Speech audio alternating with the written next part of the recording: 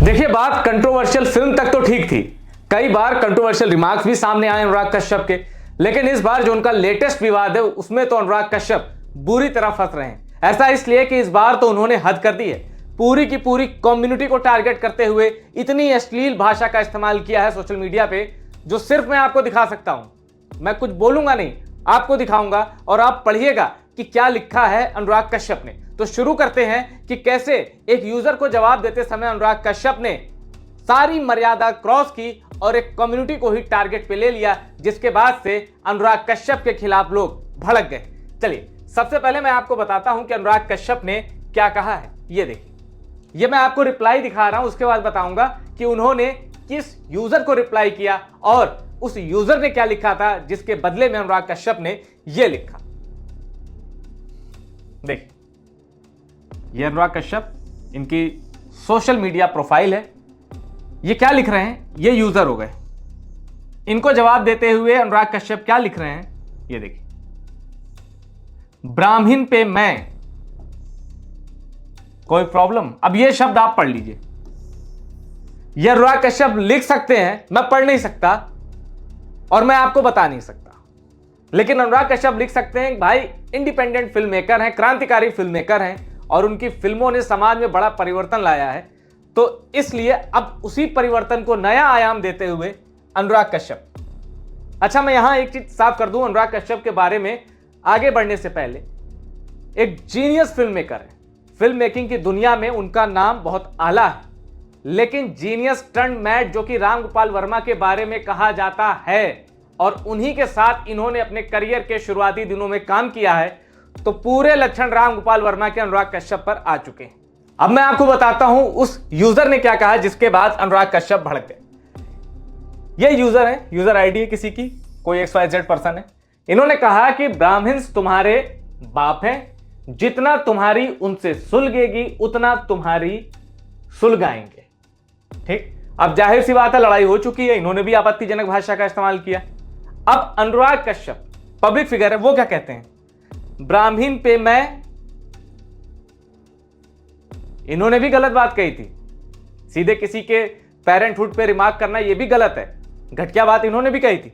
लेकिन अब यह सुनिए, कोई प्रॉब्लम, इसीलिए मैं नरेंद्र मोदी जी से गुहार लगाता हूं कि चूंकि अनुराग कश्यप को दिक्कत है, इनके लिए आप टॉयलेट की व्यवस्था करवाइए, एक स्पेशल टॉयलेट बनवाइए सिर्फ अनुराग कश्यप के लिए, क्योंकि वैचारिक प्रवाह जो इनका इतना दूषित हो चुका है कि उनको उत्सर्जन की जरूरत है, और वो उत्सर्जन तभी होगा नरेंद्र मोदी जी जब आप इनके लिए एक स्पेशल टॉयलेट बनवाएंगे जहां ऐसे विचारों का संश्लेषण हो। अब अनुराग कश्यप ने यह रिप्लाई किया, तो उनका यह रिप्लाई जंगल में आग से भी तेजी से वायरल हो गया सोशल मीडिया की दुनिया में, जिसके बाद अनुराग कश्यप हर प्लेटफॉर्म पे ट्रेंड करने लगे। कोई उनको गालियां दे रहा है तो कोई उनके बचाव में खड़ा है। अच्छा, अब अनुराग कश्यप से गलती क्या हुई, अगर यहां वो ब्राह्मणवाद शब्द का इस्तेमाल करते तो शायद इतना बवाल नहीं होता। भाषा तब भी उनकी गलत थी, भाषा तब भी अपमानजनक थी, लेकिन ब्राह्मणवाद अलग चीज है, ब्राह्मण अलग चीज है। इन्होंने कहा है ब्राह्मण पे मैं कोई प्रॉब्लम। अनुराग कश्यप अब तो इन्होंने मुंबई छोड़ दी है और शायद बेंगलोर में शिफ्ट हुए हैं, तो मुंबई तो आएंगे, तो महाराष्ट्र के जो सीएम हैं वो भी इसी कम्युनिटी से ताल्लुक रखते हैं। तो मैं चाहूंगा अनुराग कश्यप ये ट्वीट देवेंद्र फडणवीस के सामने ऐसे दिखाएं कि देखिए मैंने ये ट्वीट किया था, आपको कोई प्रॉब्लम। फिर देवेंद्र फडणवीस बताएंगे कि उनको कोई प्रॉब्लम है या नहीं। तो अनुराग कश्यप जो कि बड़े बहादुर फिल्म मेकर हैं, मैं चाहूंगा कि देवेंद्र फडणवीस से जब ये मिले आए तो उनको ये ट्वीट दिखाएं और सिर्फ इतना पूछें कोई प्रॉब्लम, क्योंकि ये तो लिख रहे हैं कोई प्रॉब्लम। उसके बाद देवा भाऊ से इनकी जो बात होगी वो ये जानने। और अपनी इस अभद्र भाषा के लिए, भद्दे कमेंट के लिए अनुराग कश्यप ट्रेंड हो रहे हैं। फिल्मों की वजह से अभी तक ये ट्रेंड नहीं हो रहे थे हाल फिलहाल में, लेकिन अब ये अपनी भाषा के लिए ट्रेंड हो रहे हैं, देख लीजिए। अब इंग्लिश मीडिया अंग्रेजी में लिखता है तो जो गाली होती है ना, वो थोड़ा सोफिस्टिकेटेड वर्ड में गाली से एक पायदान नीचे वो शब्द आ जाता है। ये देखिए, I will urinate on Brahmins. Anurag Kashyap's explosive comment amid backlash against Phule sparks रो। अब फुले एक मूवी है प्रतीक गांधी की, महात्मा ज्योतिराव फुले और उनकी पत्नी सावित्री फुले के जीवन पर आधारित है। इन दोनों महापुरुषों के ऊपर जो मूवी बनी है फुले, उस पे कुछ डायलॉग्स को लेके, कुछ सीन्स को लेके विवाद है, जिससे उसकी रिलीजिंग टली है। अनुराग कश्यप इससे नाराज है। उनका कहना है कि फुले की जो रिलीज है बार बार क्यों टल रही है, ऐसा कई फिल्मों के साथ हो चुका है। तो अनुराग कश्यप ने ये जो नाराजगी है ना, यहां फुले से शुरू हुई और खत्म कहां पे हुई, एक कम्युनिटी पे आई विल यूरिनेट, यहां जाके इनकी फ्रस्ट्रेशन निकली है। अब मैं आपको एक और बड़ी दिलचस्प बात बताता हूं। जब इनसे पूछा गया, हाल फिलहाल में इन्होंने मुंबई छोड़ी है, इन्होंने ये कहा था कि माया नगरी है ना, बड़ा टॉक्सिक माहौल सा हो गया है, हर कोई 500 करोड़ 800 करोड़ की फिल्म बनाना चाहता है, अच्छी फिल्म कोई नहीं बनाना चाहता, यानी क्रिएटिव माइंड नहीं है, क्रिएटिव अप्रोच नहीं है रिगार्डिंग द फिल्म्स, ऐसा अनुराग कश्यप का कहना है। तो जब उनसे किसी ने पूछा कि भाई आप कहां हैं, क्या आपने छोड़ दिया, या अनुराग कश्यप ने खुद क्लेरिफाई किया कि मैं कहां हूं, उन्होंने लिखा, I have relocated cities, I have not left filmmaking. For all the people who think I am frustrated and gone, I am here and I am busier than Shahrukh Khan. ये कह रहे हैं कि भाई मैं शाहरुख खान से ज्यादा बिजी हूं, पर ऊपर वाले का शुक्र है कि आप जिन चीजों में बिजी हैं उसमें शाहरुख खान बिजी नहीं है। आप किस चीजों में बिजी हैं वो मैं बता दिया, ट्वीट करने में, गालियां देने में, अपशब्दों का प्रयोग करने में। शाहरुख खान उसमें बिजी नहीं है। क्यों? क्योंकि वो फ्रस्ट्रेटेड नहीं है। शाहरुख खान टारगेट ओरिएंटेड आदमी है, क्या करना है पूरा पता है, किसी को भड़काए बिना। शाहरुख खान का जो पूरा कार्यकाल रहा है ना, विवादों से दूर, और विवाद हुए भी हैं तो उसमें शाहरुख खान ने डिलिबरेटली वो ऐसा कुछ अटेम्प्ट नहीं किया। तो शाहरुख खान विवादों से दूर एक बेदाग शख्सियत है, करीब करीब कम से कम अपनी फिल्मों की वजह से कोई ऐसा उन्होंने बवंडर नहीं खड़ा किया। तो शाहरुख खान से तुलना करके थोड़ा सा क्या होता है, जब आप तुलना करते हैं किसी बड़े आदमी से तो आपकी भी कुछ पहुंच होती है। हालांकि फिर मैं कह रहा हूं, फिल्म मेकिंग की दुनिया में इनको सब जानते हैं और माया नगरी का बड़ा नाम है इंडियन सिनेमा में भी। इंडियन सिनेमा के जो पायनियर डायरेक्टर हैं आज के मौजूदा दौर में, मॉडर्न एरा में, उसमें भी इनका नाम आता है। लेकिन नाम तो रामगोपाल वर्मा का भी आता है। As much money I don't have dates until 2028 तक इनके पास तारीख नहीं भाई।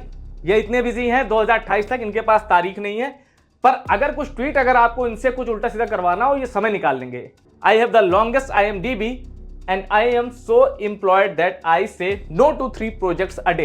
ये डेली 3 प्रोजेक्ट्स को मना करते हैं। ताज्जुब है कि इनके पास फिर आ जाता है, फिर 3 ही आते हैं और फिर 3 आता है, मतलब 3 का एवरेज है। सो प्लीज, अरे बाप रे, अब ये आप ही पढ़िए। मैं भाषा दिखा रहा हूं क्योंकि ये सोशल मीडिया प्लेटफॉर्म है, इजीली एक्सेसिबल है। आप इनका यूजर आईडी सर्च कीजिए और ये पढ़िए,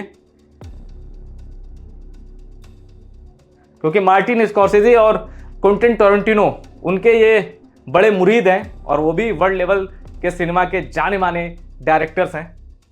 तो वहां तो वो भाषा आम है। अब यहां ऐसा अभी नहीं है, हमारा समाज इतनी तरक्की नहीं कर पाया है कि इस तरह की भाषा को खुलेआम प्रयोग करे। तो अनुराग कश्यप ने यहां से भी एक क्रांति की लौ उठाई है। और कुछ इनके और दिलचस्प विवाद बताओ। अभी जब फुले की स्क्रीनिंग के बाद फुले को जो सर्टिफिकेट है वो मिलने में देरी हुई, जिससे फुले की रिलीज शायद 11 अप्रैल के आसपास थी, जो 25 अप्रैल को तक टाल दी गई। और आगे भी ये क्लियर नहीं है कि फिल्म क्या रिलीज हो पाएगी नहीं, क्योंकि कुछ संवादों पर बहुत विवाद है। विवाद होना चाहिए या नहीं, इस पे आपका मत डिफरेंट हो सकता है, उसका स्वागत है। क्यों? क्योंकि फिल्म जो है बड़े सेंसिटिव इशू पे बनी है, कास्ट सिस्टम पे बनी है। अब कास्ट सिस्टम पे एक कास्ट दूसरे के लिए क्या इस्तेमाल कर रही है, क्या शब्द, इसको लेकर फिल्म में आपत्ति है। अब वो होनी चाहिए या नहीं होनी चाहिए, इसको लेकर आपकी राय अलग हो सकती है, अनुराग कश्यप की अलग हो सकती है, जो लोग सर्टिफिकेट नहीं दे रहे हैं उनकी राय अलग हो सकती है, जो फिल्म प्रमाण बोर्ड है, और फिल्म मेकर्स जो हैं, जिसमें अनंत महादेवन की फिल्म है ये, जिन्होंने अक्सर मूवी बनाई थी, उन्हीं की मूवी है ये फुले, तो उनकी राय अलग हो सकती है।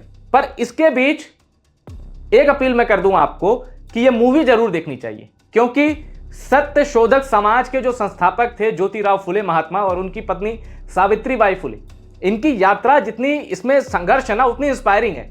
मतलब कास्ट सिस्टम के अगेंस्ट कैसे युद्ध लड़ा जाता है, वो कोई उनसे सीखे, ना कि ऐसे शब्दों का इस्तेमाल करके।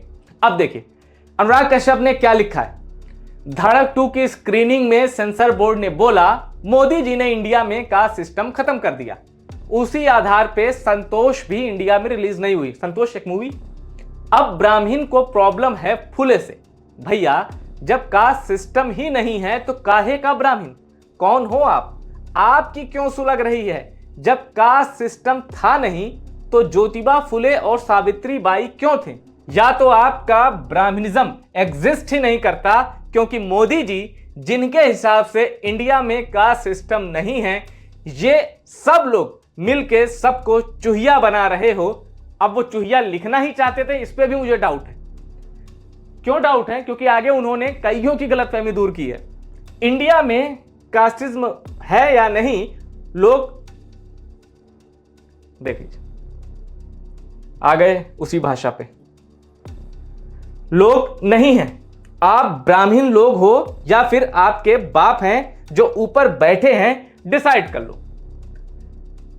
वैसे एक विचार यह भी सही है कि 2014 के बाद से ही अनुराग कश्यप के क्रांतिकारी विचार फूट रहे हैं, वरना वो अपना सिनेमा बनाते थे, अगले प्रोजेक्ट में लगते थे। आज 3 ऑफर रिजेक्ट कर रहे हैं, उस समय 50 कर रहे होंगे। लेकिन 2014 के बाद से थोड़े से ये बेचैन रहने लगे हैं।